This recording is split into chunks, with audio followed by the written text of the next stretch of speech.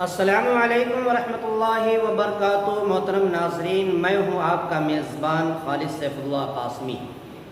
آج کا ایک اہم سوال ہے جو کسی صاحب نے دریافت کیا ہے، سوال کیا ہے، پوچھا ہے کہ قربانی کی شرعی حیثیت کیا ہے، اور دوسرا سوال یہ ہے کہ قربانی واجب ہے یا سنت عمل ہے، اس سلسلے میں رہنمائی فرمائے۔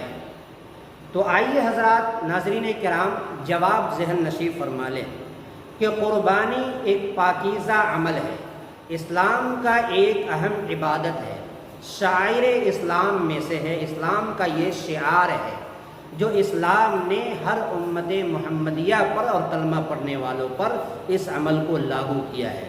قربانی چونکہ اللہ تبارک و تعالیٰ کی رضا کے لیے ہوتی ہے، تمام دیگر مذاہب میں آپ دیکھیں گے تو قربانی وہاں بھی ملتی ہے، لیکن وہاں پر قربانی جو ہوتی ہے وہ بت کے نام پر ہوتی ہے، عیسائیت کے نام پر ہوتی ہے، غیر اللہ کے نام پر دی جاتی ہے۔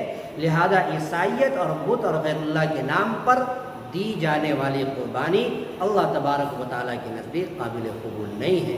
لہذا اسلام میں جو قربانی کا حکم ہے وہ صرف اللہ کے لیے ہے۔ اللہ کے رسول صلی اللہ علیہ وسلم کو مخاطب کرتے ہوئے فرمایا کہ فَصَلِّ لِرَبِّكَ وَانْحَرْ، کہ اپنے رب کے لیے نماز پڑھیے اور قربانی کیجیے۔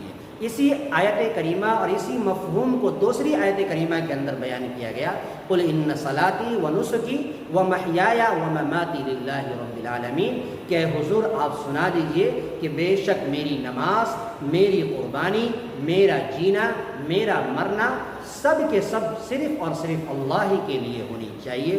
لہٰذا یہ قربانی بہت بڑا اہم عمل ہے۔ اللہ کے رسول صلی اللہ علیہ وسلم ہجرت کے بعد مدینہ المنورہ میں 10 سال قیام کیا، اور وہاں پر مواظبت کے ساتھ اور تاکید کے ساتھ اور پرماننٹ اور پورے پابندی کے ساتھ اللہ کے رسول صلی اللہ علیہ وسلم نے قربانی والے عمل کو انجام دیا ہے۔ لہذا اس سے پتہ یہ چلتا ہے کہ قربانی یہ واجب ہے، وجوب پر یہ عمل کرتا ہے۔ لہذا ایک دوسری حدیث کے اندر قربانی کی صراحت کو اور قربانی کی فضیلت کو بیان کرتے ہوئے یہ بیان فرمایا کہ اگر کوئی شخص وسعت کے باوجود اگر کوئی قربانی نہیں کرتا ہے تو ایسے شخص کو اللہ کے رسول صلی اللہ علیہ وسلم کا یہ فرمان سن لینا چاہیے کہ ایسا شخص میری عیدگاہ کے قریب نہ آئے۔ لہذا قربانی بہت اچھا عمل ہے جو ہر شریعت کے اندر ہر امت محمدیہ کے اوپر لاگو کیا ہے۔